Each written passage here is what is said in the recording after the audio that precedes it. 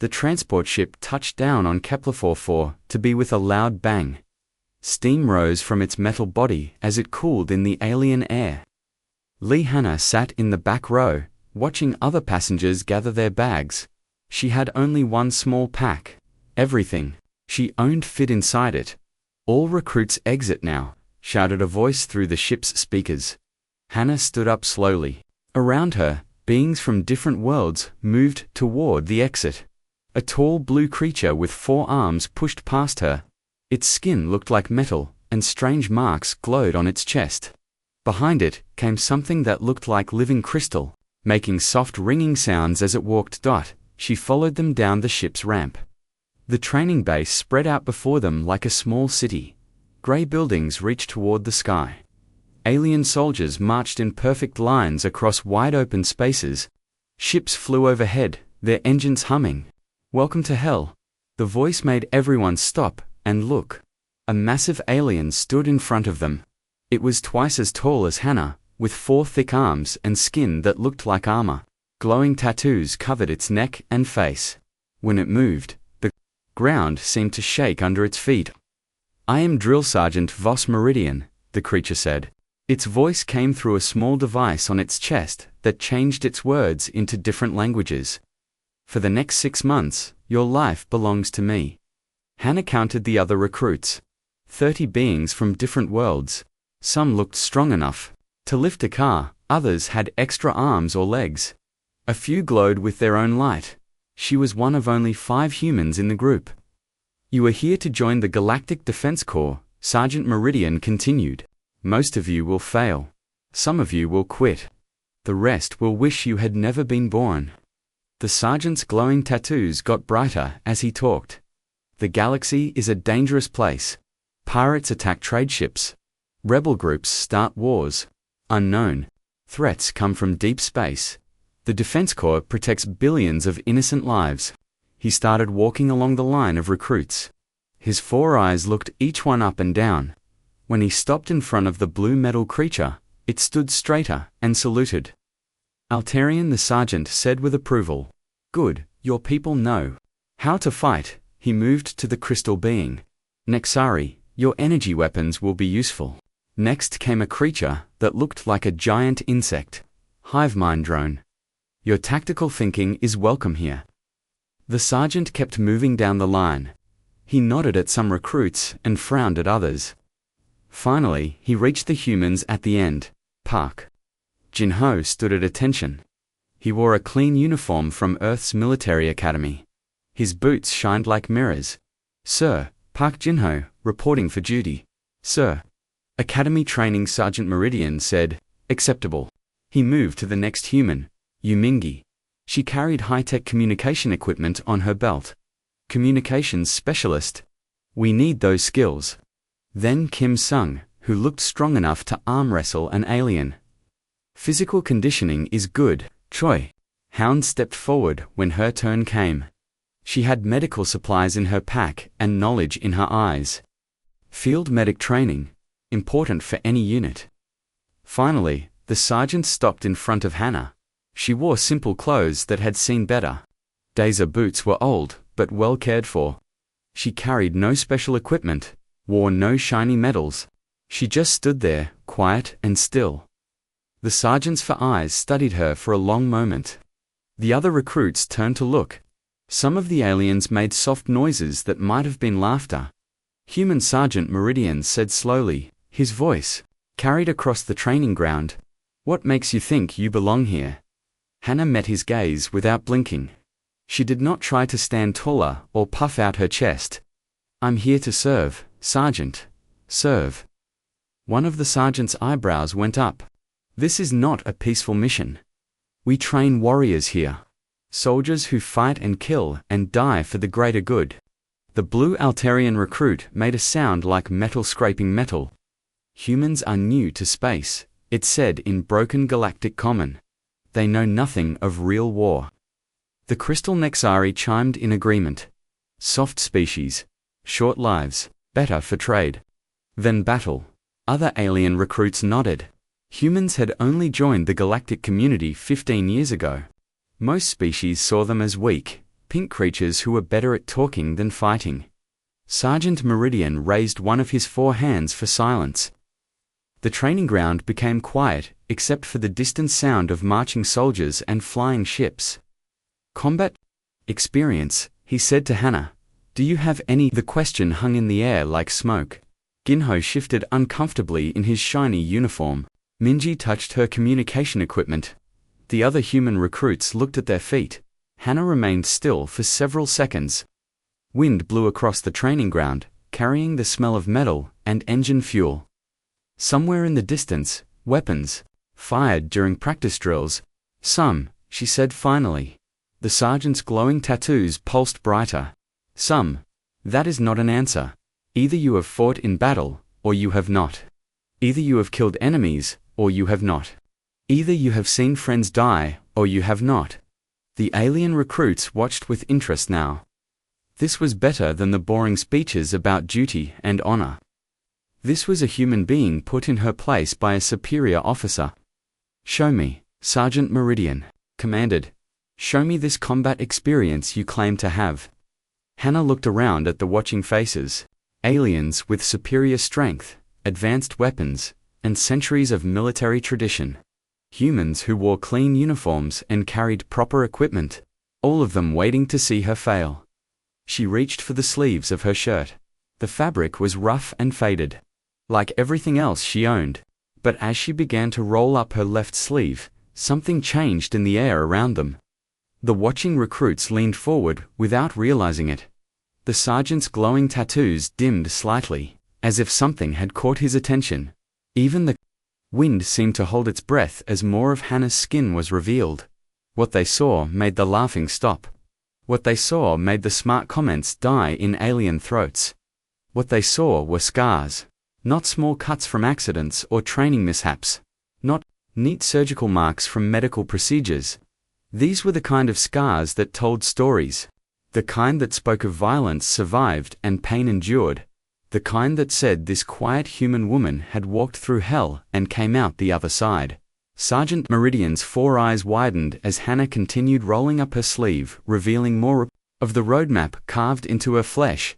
Combat experience, Hannah said quietly, her voice carrying across the suddenly silent training ground. She finished rolling up her sleeve and looked directly at the massive alien drill sergeant.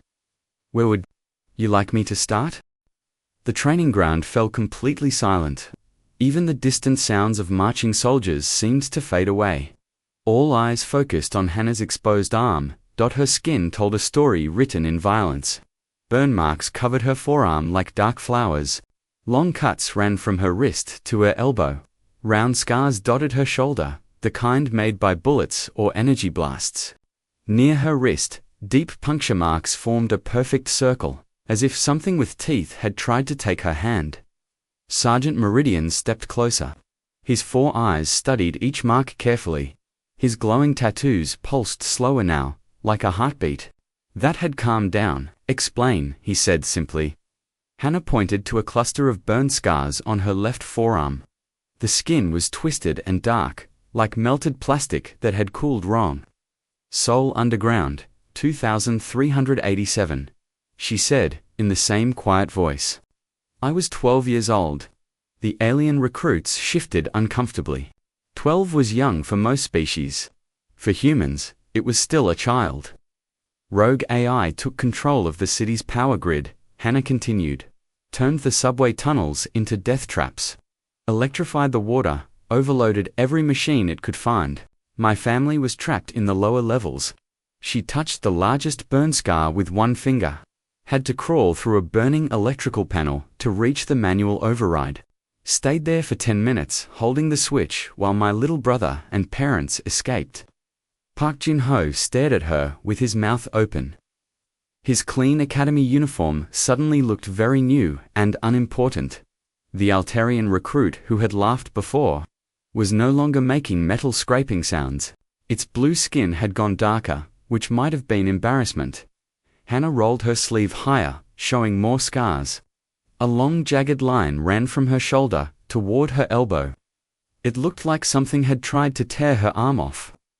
Martian Colonial War, 2391, she said, tracing the scar with her finger. Rebel faction used mining equipment as weapons. Plasma cutters, industrial drills, rock crushers. Sergeant Meridian's tattoos grew brighter with interest. You fought in the colonial war? I was a medic, Hannah replied. 17 years old. My unit got caught in an ambush outside New Shanghai Colony. The rebels had turned a mining robot into a war machine. She pointed to different parts of the long scar. This part is from when it grabbed me. This part is from when I had to cut myself free with my own medical laser. Yu Mingi, the communications specialist, took a step back. Cut yourself free. The robot was programmed to crush anything it caught. I could hear my bones starting to crack. Hannah's voice stayed calm, like she was talking about the weather. So I used my surgical laser to cut through my own muscle and skin. Hurt less than being crushed to death. The crystal Nexari made a sound like breaking glass. It was probably shocked. How many in your unit survived? Sergeant Meridian asked. 3. Out of 12, Hannah answered. I dragged 2 of them to safety after I got free. Lost a lot of blood, but we all made it. She rolled her right sleeve up now. The scars on this arm were different, deeper, more violent looking. Near her shoulder, 4 perfect holes punched through her skin. They were too big for bullets, too round for blade cuts. Whatever made them had been alive. Tau Ceti System, 2393, Hannah said before anyone could ask. First human deep space colony. I was part of the advanced scout team. Kim Sung found his voice. What happened out there? We learned that humans are not the strongest species in the universe. Hannah touched the puncture wounds. Something the locals called shadow stalkers, pack hunters. Big as earth wolves, but smart as humans. The insect-like hive drone clicked its mandibles nervously. Even creatures with multiple brains could understand the fear of being hunted. They attacked our camp at night, Hannah continued. Moved like ghosts. Our weapons barely hurt them. They seemed to know exactly where we would run, where we would hide. How many were in your team? Sergeant Meridian asked. 8 went in, 2 came back. The silence stretched longer this time. Even the wind had stopped blowing. This one grabbed me while I was trying to reach the emergency beacon, Hannah said, indicating the 4 holes in her shoulder. Its teeth went all the way through. I could feel them scrape against my shoulder blade. Choi Houn, the medic, looked sick. She knew exactly how much that would have hurt. How did you escape? The Altarian asked quietly. For the first time, Hannah showed emotion. A small, cold smile appeared on her face. I didn't escape, I fought back. She rolled her sleeve higher, revealing more scars near her elbow. These were different, rough, and jagged, like something had exploded under her skin. Shadow stalkers have one weak spot, she said. Their throat is soft, right behind the jaw. While it was trying to crush my shoulder, I used my combat knife to open its neck. The smile got bigger, but not warmer. Turns out, they bleed just like everything else. Sergeant Meridian leaned closer to examine a particularly ugly scar near her wrist. It looked like someone had tried to cut her hand off, and then tried to put it back on. And this, same mission. Had to perform field surgery. On myself. Hannah held up her hand, flexing her fingers. Stalker bite damaged the main artery. I was bleeding to death. You operated on yourself, Mingi asked in disbelief. Used a plasma cutter and medical foam. Cut open my own arm, clamped the artery, sealed it shut. Hannah's voice remained matter-of-fact. Hurt worse than the original bite, but it kept me alive long enough for rescue. She looked around at the watching faces. Aliens and humans alike stared at her with new understanding. This was not a soft, weak human. This was something else entirely. The colonial wars, the AI uprising, the deep space missions, Sergeant Meridian said slowly. Official records show very few human casualties in those conflicts. Official records don't tell the whole story, Hannah replied. They don't mention the volunteers who went places no sane person would go. They don't talk about the people who did jobs that needed doing, even if it killed them. She began rolling her sleeves back down, covering the roadmap of violence carved into her skin. "You asked about combat experience, Sergeant," she said, looking directly into his 4 eyes. "Every scar is a lesson learned.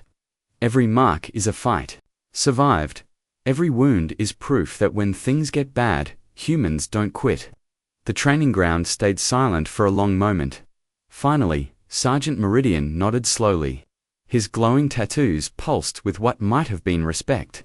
"Welcome to the Galactic Defense Corps, soldier."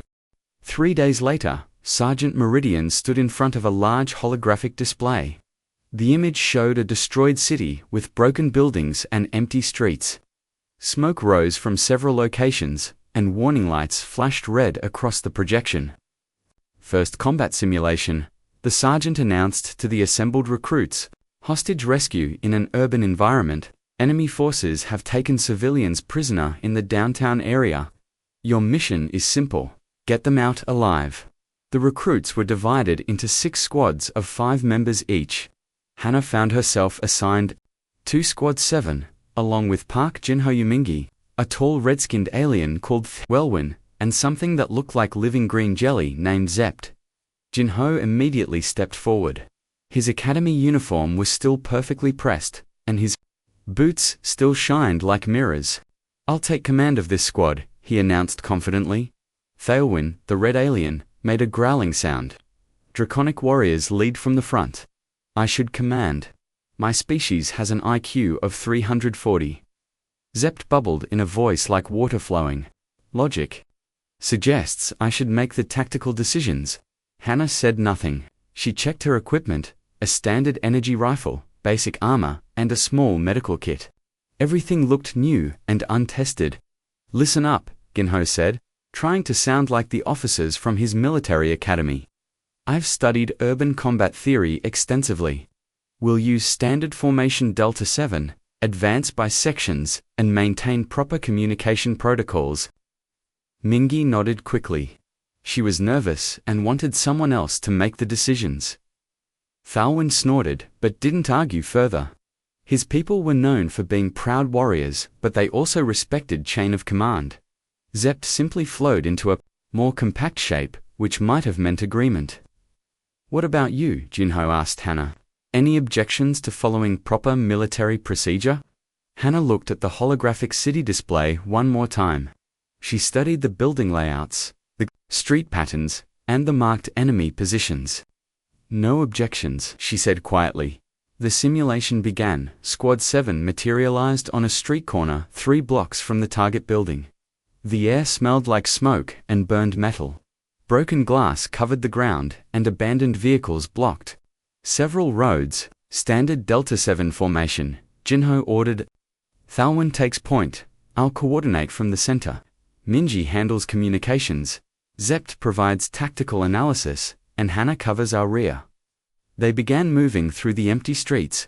Their boots crunched on debris as they advanced toward the target building. Everything seemed quiet, too quiet. "Something's wrong," Hannah said softly through her helmet communicator. "Maintain radio discipline," Jinho snapped back. "We follow the plan." They reached the second block without incident. The target building was a tall office tower with most of its windows blown out. According to their briefing, 12 civilian hostages were being held on the 5th floor. "Zept, give me tactical analysis," Jinho ordered. The green jelly creature extended several eye stalks to examine the building. 17 possible entry points. Enemy forces likely positioned at stairs and elevators. Probability of successful direct assault, 42%. "That's not good enough," Thalwyn growled. "Draconic tactics would suggest a frontal attack. Overwhelm them with superior firepower." "Negative," Ginho said. "We stick to the textbook. Secure the perimeter, identify enemy positions, call for backup if needed." Hannah watched the building through her rifle scope. Something moved in a 3rd floor window, then another movement on the roof, and another in an alley across the street. "We're being watched," she said. "Of course we're being watched," Jinho replied impatiently. "It's a combat simulation. There are supposed to be enemies." They advanced to the final block. The target building loomed above them, dark and threatening. Ginho ordered the squad to take positions behind a destroyed car. On my mark, we breach the main entrance, he said. Thalwen goes first, I follow. Then energy blasts suddenly erupted from 6 different directions. The destroyed car they were hiding behind exploded in a shower of sparks and metal. Red warning lights flashed on everyone's armor, indicating simulated damage. Ambush. Mingi screamed. Thalwen roared and charged toward the nearest enemy position, his armor smoking from multiple hits. More energy blasts knocked him down. His armor went completely red, simulated death. Fall back, Jinho shouted. Fall back to the previous position. But there was nowhere to fall back to. Enemy forces had surrounded them while they were focused on the building. Energy blasts came from rooftops, windows, and doorways on all sides. Zept. Tactical analysis was brief and unhelpful. Probability of mission success, 0%. Minji tried to call for backup, but enemy jammers blocked her communications. Ginho fired wildly at shadows, wasting ammunition on empty windows. We're all going to fail, he said, panic creeping into his voice. That's when Hannah moved. She didn't ask for permission. She didn't wait for orders. She simply rolled away from the destroyed car and disappeared into the shadows of a nearby alley. Where is she going? Mingi asked. Probably running away, Jinho said bitterly. So much for her combat experience. But Hannah wasn't running away. She was thinking. The enemy had set up a perfect ambush. They knew Squad 7 would approach from the obvious route, take cover behind the obvious position, and try the obvious assault plan. Everything Jinho had learned at the academy was exactly what the enemy expected. But Hannah hadn't learned her tactics at any academy. She moved through the city like a ghost, while the enemy focused on the main street where her squad was pinned down. She slipped through back alleys and empty buildings. She used destroyed cars as stepping stones to reach a fire escape. She climbed 3 stories without making a sound. From her new position, she could see the entire enemy set up. 6 sniper positions, 2 support teams, and 1 command post coordinating the ambush. All of them had their backs to her. Hannah smiled the same cold smile she had worn when talking about the shadow stalkers. She took aim at the command post first. Her energy rifle was set to maximum power. 1 shot destroyed their coordination equipment and scattered the command team before the enemy could react. She was already moving to her next position. She didn't stay anywhere long enough for them to find her. She used the city's layout against them, turning their own ambush positions into death traps. Within 10 minutes. She had eliminated 4 of the 6 sniper teams and both support groups. The remaining enemies were confused and disorganized, firing at shadows while she picked them off one by one. How is she doing that? Minji whispered, as enemy fire suddenly decreased around their position. Jinho stared at his tactical display. In disbelief, enemy positions were disappearing faster than his academy training could explain. Through her communicator, Hannah's voice was calm and steady. Jinho, take your team into the building now. Main entrance is clear. I'll cover you from above. But the tactical situation, he started to argue. The tactical situation is that I just killed most of their army, Hannah interrupted. Move, now. Before reinforcements arrive, Squad 7 rushed into the building and found the stairways undefended. They reached the 5th floor in record time and rescued all 12 hostages without firing another shot. The simulation ended with a cheerful beep and the words, "Mission accomplished," floating in green letters above them. Back in the real training room, Sergeant Meridian looked at his data display with all 4 eyes wide open. Explain to me, he said slowly, how 1 human recruit just defeated an entire enemy force designed to challenge a full squad of veterans. Hannah removed her simulation helmet and shook out her dark hair. Simple, she said. They were fighting like soldiers. I was fighting like a human. 2 hours after the simulation ended, Hannah sat in a small grey room across from Sergeant Meridian. The walls were covered with awards and pictures from dozens of different worlds. Each one showed the sergeant with different alien officers, all celebrating military victories. I have been studying your file, the sergeant said, Using two of his 4 hands to work on different data tablets, his glowing tattoos pulsed slowly as he read. Hannah waited quietly. She had learned long ago that saying nothing was often the safest choice. The interesting thing, Sergeant Meridian continued, is that officially, you do not exist. He turned one of the tablets so she could see the screen. It showed a search result with no information, just blank spaces where her military record should be. No service with human colonial forces. No academy training. No official commendations or medals. His 4 eyes studied her face carefully. Yet you fight like you have been in war zones your entire life. I have, Hannah said simply. The sergeant put down his tablets and leaned forward. Tell me about your homeworld, recruit. For the first time since arriving at the training base, Hannah showed real emotion. A brief look of pain crossed her face, like someone had touched an old wound. What do you want to know? She asked. Sergeant Meridian touched a control panel, and a large holographic display appeared between them. It showed Earth, a blue and green planet, spinning slowly in space. Most species achieve peace before they reach the stars, he said. The Altarians ended their wars 2,000 years ago. The Nexari never had wars at all. They share thoughts, so fighting makes no sense to them. The Draconics had one final battle, and then declared eternal honor between all clans.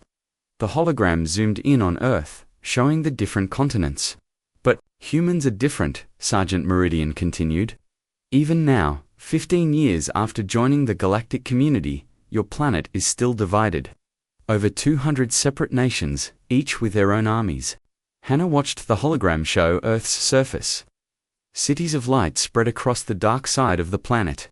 On the day side, she could see the scars of old conflicts, areas where nothing grew.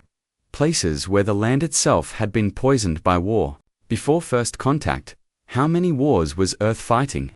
The sergeant asked. 47 active conflicts, Hannah answered without hesitation. Everything from border disputes to full-scale invasions. Plus about a dozen civil wars, 3 corporate conflicts, and ongoing piracy in the shipping lanes. The sergeant's tattoos brightened with surprise. And now, 31 active conflicts, Hannah said. We're getting better, getting better. Sergeant Meridian stood up and walked around his desk. Most species would consider even one war to be a planetary crisis. You talk about dozens of wars like they are normal. For humans, they are normal. Hannah replied. We've been fighting each other since before we had metal tools. Wars for food, for territory, for resources, for ideas, for gods that might not even exist. She gestured at the hologram showing Earth. See those dark spots on the northern continent? Nuclear craters from the resource wars 60 years ago. The green areas in the south. Bioweapon damage from the corporate conflicts. That red zone near the equator, still too radioactive for normal people to live there. Sergeant Meridian studied the scarred planet with growing understanding. Your species never stopped fighting long enough to unite. We tried, Hannah said, with a bitter smile. Several times. The United Nations lasted almost 200 years before the water wars broke it apart. The Global Alliance managed 50 years before the AI crisis split it into factions. The Planetary Federation made it 37 years before the colony rights movement tore it down. Then how did you achieve space travel? How did you build colonies on other worlds? We fought our way there, Hannah answered. Every space station was built by one nation to gain advantage over another. Every colony was established to claim territory before enemies could take it. Every technological advance was made to build better weapons. The hologram changed, showing human colonies on Mars, Europa, and Titan. Each one was surrounded by defensive walls and weapon platforms. We didn't explore space because we were curious, Hannah continued. We explored space because we were afraid someone else would get there first. Sergeant Meridian sat back down, his 4 hands clasped in front of him. The scars on your arms, tell me about them again. Which ones? Hannah asked. All of them, but this time, tell me the real story. Hannah was quiet for a moment, then began rolling up her sleeves again. The The burn scars on her forearm caught the light from the holographic display. Seoul Underground, 2387. I told you it was a rogue AI that took control of the power grid. She touched the largest burn mark. I didn't tell you that the AI was created by the North Pacific Alliance to spy on the Korean Federation, or that my family was in the tunnels because our apartment building had been bombed by corporate raiders the week before. She moved to the long scar on her shoulder. Martian Colonial War, 2391. I said I was a medic, and that was true. I didn't mention that I was an unlicensed medic working for a mercenary company because no legitimate military would take a 16-year-old recruit. You were 16? Sergeant Meridian asked. 16, desperate, and needed the money to buy medicine for my sick mother. Hannah traced the jagged scar with her finger. The mercenary company didn't care how old I was as long as I could patch up wounded soldiers and keep them fighting. She showed him the puncture wounds near her shoulder. Tau Ceti System, 2393. Shadow Stalkers. What I didn't tell you was that we weren't official explorers. We were claim jumpers, trying to steal colony rights from the European Space Coalition before they could establish legal ownership. The sergeant's glowing tattoos had dimmed to almost nothing. You were criminals. We were survivors, Hannah corrected. In a galaxy where every other species had thousands of years to build proper governance and peaceful societies, humans had to scratch and fight for everything we got. She rolled her sleeves back down, covering the history written on her skin. Every human who reaches adulthood on Earth is a veteran of something, she said. Street gangs, corporate wars, national conflicts, colony raids, mercenary work. We don't have the luxury of growing up in peaceful societies. But you joined the Galactic Defense Corps, Sergeant Meridian pointed out. Why? For the first time, Hannah smiled a real smile instead of the cold one she usually wore. Because for the first time in my life, I have a chance to fight for something bigger than just staying alive, she said. For the first time, I can use everything I learned in all those terrible places to protect people who deserve protection. She met his four-eyed gaze directly. You asked about combat experience, Sergeant. Every human has combat experience. The question isn't whether we can fight, it's whether we can learn to fight for the right reasons. Sergeant Meridian looked at the holographic Earth, still spinning slowly between them. A planet covered in scars, divided by conflicts, populated by a species that had never known true peace. What makes humans so effective in combat? He asked quietly. Simple, Hannah replied. Every other species in the galaxy had time to evolve. Past their violent phase, they developed better ways to solve problems. They learned cooperation, unity, shared goals. She gestured at the scarred planet on the display. Humans never got that chance. We had to stay dangerous just to survive each other. 6 weeks later, all recruit squads gathered in the massive training arena. The final exercise was about to begin, a war game involving every recruit on the base. Above them, the arena's ceiling showed a projection of deep space filled with enemy ships. This is your graduation test, Sergeant Meridian announced to the assembled recruits. His voice echoed through the enormous space. You will face the most advanced combat simulation the Galactic Defense Corps has ever created. The arena floor transformed into a realistic battlefield. Mountains rose from the ground, rivers formed between hills, and a destroyed city appeared in the center. Smoke and explosions filled the air as the holographic environment came to life. The scenario is simple, the sergeant continued. An unknown enemy force has invaded this world. All civilian evacuation routes are blocked. Your mission is to break through enemy lines and establish a safe corridor for refugee ships. He gestured to different areas of the battlefield. Altarian squads will provide heavy assault. Nexari teams will handle energy-based attacks. Draconic units will serve as shock troops. Fluid squads will coordinate strategy and logistics. The alien recruits nodded confidently. Each species knew their role and felt ready to prove their natural advantages.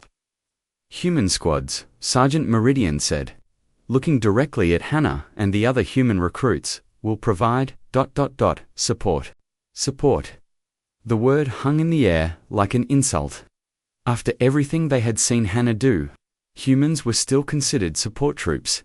Ginho's face turned red with embarrassment. Minji looked at her feet.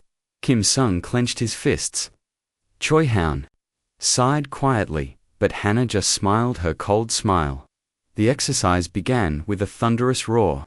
Energy weapons fired across the battlefield. Explosions shook the ground. Enemy forces, advanced AI constructs, designed to challenge veteran soldiers, poured out of the destroyed city and took defensive positions. The Altarian squads charged forward first, their armor glowing as they absorbed enemy fire. Their natural toughness let them advance through areas that would kill other species. They made good progress for the first 10 minutes, then the enemy adapted. The AI constructs began using weapons specifically designed to penetrate. Altarian armor, energy blasts, found weak spots between metal plates. The blue-skinned giants who had seemed unstoppable were forced to retreat. The Nexari squads tried next, using their crystalline bodies to focus energy into devastating beam weapons. Their coordination was perfect, their aim flawless. They destroyed several enemy positions with precision strikes, but the enemy adapted again. The AI constructs deployed mirror shields that reflected the Nexari energy beams back at their users. Several crystal warriors shattered under their own reflected attacks. The survivors pulled back in confusion. The draconic shock troops roared battle cries and launched themselves at enemy positions with savage fury. Their natural aggression and fighting instincts served them well in close combat. They broke through the outer defenses and seemed ready to win the day. Then the enemy adapted once more. The AI constructs released sonic weapons that disrupted draconic nervous systems. The proud warriors fell to the ground, clutching their heads. In pain, their legendary fighting spirit meant nothing against enemies that attacked their biology directly. The fluid coordinators tried to reorganize the remaining forces, but their tactical calculations kept failing. Every strategy they developed, the enemy countered within minutes. Every formation they created, the AI broke apart with perfect timing. Probability of mission success, Zept bubbled through the communication system, has dropped to 12%. In the command center, alien officers watched their perfect battle plans crumble. Each species had used their natural advantages exactly as expected. Each species had been defeated exactly as the AI predicted. The enemy is too advanced, an Altarian commander said. It learns our tactics faster than we can develop new ones. Perhaps we should retreat and call for reinforcements, suggested a Nexari strategist. Retreat is not an option, Sergeant Meridian replied firmly. This is the final test. Either you succeed, or you fail. That's when the human squads moved. They didn't charge like the Altarians. They didn't coordinate like the Nexari. They didn't roar battle cries like the Draconics. They didn't calculate like the Fluids. Instead, they did something none of the other species expected. They cheated. Hannah led a team through the river, using the water to hide their heat signatures from enemy sensors. While the AI focused on tracking the obvious threats, the humans slipped past its detection systems. Kim Sung's squad found a damaged enemy bunker that other species had ignored because it looked useless. They rigged explosives from their own equipment and turned the bunker into a massive bomb that destroyed 3 enemy positions at once. Choi Houn used her medical knowledge to create smoke grenades from first aid supplies. The improvised weapons blinded enemy sensors and let human teams move unseen across the battlefield. Jinho, finally understanding that academy tactics meant nothing here, led his squad in stealing weapons from destroyed enemy positions. They turned captured equipment against its former owners, but it was Hannah who changed everything. While the AI adapted to counter each new human trick, she was already moving to her next target. She didn't fight the enemy's superior technology, she used it against itself. When enemy drones tried to track her movements, she led them into friendly fire situations where they destroyed each other. When automated defenses targeted her position, she made sure those positions were occupied by enemy forces instead. She moved through the battlefield like a ghost made of violence. Every weapon she picked up became deadlier in her hands. Every piece of cover became a launching point for another attack. Every enemy mistake became a fatal weakness. How is she doing that? An alien officer asked in amazement as they watched Hannah single-handedly dismantle an entire enemy command post. She's not following any known tactical doctrine, another officer replied. She's just ... improvising. Other human squads began copying her methods. They stopped trying to be better soldiers and started being better humans. They used their environment, their equipment, and their enemies' own strengths against them. Within 30 minutes, the supposedly impossible mission was complete. Human forces had broken through enemy lines, established safe corridors, and eliminated most of the AI constructs. The simulation ended with victory fanfares and congratulations. In the sudden silence that followed, Sergeant Meridian looked at his tactical displays with all four eyes wide open. Every alien species had failed using their natural advantages. The humans had succeeded by ignoring every rule of conventional warfare. "Explain," he said to Hannah, as she removed her helmet and shook out her sweat-dampened hair. "You asked what humans bring to war," she replied, gesturing at the destroyed simulation around them. "We bring chaos." She looked at the watching alien officers with that cold smile. Every other species in the galaxy learned to fight in organized, predictable ways. You have tactics, strategies, battle doctrines that work against similar enemies. She pointed at the scattered remains of enemy positions, but we grew up fighting each other. Humans don't fight fair. We don't follow rules. We don't respect conventions. When something is stronger than us, we find ways to make it weaker. When something is smarter than us, we confuse it until it makes mistakes. Sergeant Meridian nodded. Slowly. "And when the enemy adapts to your tactics?" "We don't use tactics," Hannah answered. "We use whatever works. Every fight is different. Every enemy gets a different nightmare." She rolled up her sleeves one final time, showing the scars that had started everything. "You wanted to know about my combat experience," she said to the silent arena. "This is what I learned in every war, every fight, every desperate moment when death was reaching for me." Her voice carried across the training ground, reaching every recruit and officer present. "When you're fighting for your life, there are no rules, there is no fair. There is only survival or death. And humans have been choosing survival for our entire history." She looked directly at Sergeant Meridian. "The galaxy is about to discover what happens when you give weapons to a species that never learned how to quit."